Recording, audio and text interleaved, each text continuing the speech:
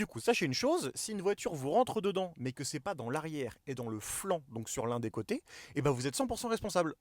Du coup, il faut savoir que c'était moi qui conduisais et l'assurance a appliqué un malus de 25% à ma conjointe parce que du coup, l'assurance est à son nom. Sans compter les 270 euros de franchise, voilà, bref, c'est super, c'était le pactole. On nous rentre dedans et en plus, on est responsable. Super. Bref, je les ai appelés tous les jours pendant quelque chose comme 3 semaines, un mois pour essayer de négocier. À chaque fois, c'était un grand non. Du coup, j'ai cherché qu'est-ce que je pouvais faire pour convaincre l'assurance que j'étais pas responsable du tout. Et avec beaucoup de conversations avec ChatGPT, il m'a proposé de faire appel à un expert qui m'a coûté un tout petit peu plus cher que la franchise. Donc franchement, ça va. Je me suis dit, si ça passe, on n'a pas le malus, mais en plus, on récupère la franchise. Donc en vrai, au bout de 1 ou 2 mois de malus, c'était récupéré. Donc j'ai mandaté un expert qui m'a fait un rapport d'accident et une analyse de voirie. Il m'a rendu un dossier de 12 ou 13 pages qui prouvait qu'en fait avec le terre-plein central en plein milieu et l'angle qu'il fallait avoir pour aller chez Toyota, je ne pouvais pas tourner à gauche après le terre-plein central en serrant ma gauche sans être en sécurité. Et de toute façon sur Google Maps ça se voit très bien que je ne peux pas tourner à gauche en collant le terre-plein central, je vais me bouffer le terre-plein. Je suis obligé de me décaler un chouïa vers la droite, c'est logique, tout le monde fait ça. Du coup j'ai envoyé le dossier d'expertise à l'assurance et l'assurance m'a recontacté 24 heures après en me disant qu'on n'avait ni malus et qu'ils nous remboursaient la franchise. Voilà, super. En tout cas ça nous a bien pourri nos vacances parce qu'on s'est battu avec l'assurance pendant un mois pendant qu'on était en vacances et c'était ultra chiant pour qu'au final on trouve la solution à la fin de nos vacances et qu'on soit enfin libéré et délivré. Au moins ma conjointe n'aura pas de malus, par contre c'était un petit peu la course pour aller chercher son nouveau véhicule parce qu'elle commençait un nouveau boulot une semaine après. Bref, c'était trop la galère. Je trouve ça affolant que quand on nous rentre dedans, on soit responsable et qu'on soit obligé de se battre pour se faire rembourser et pas avoir de malus. En tout cas, n'hésitez pas à vous abonner pour rembourser la nouvelle voiture.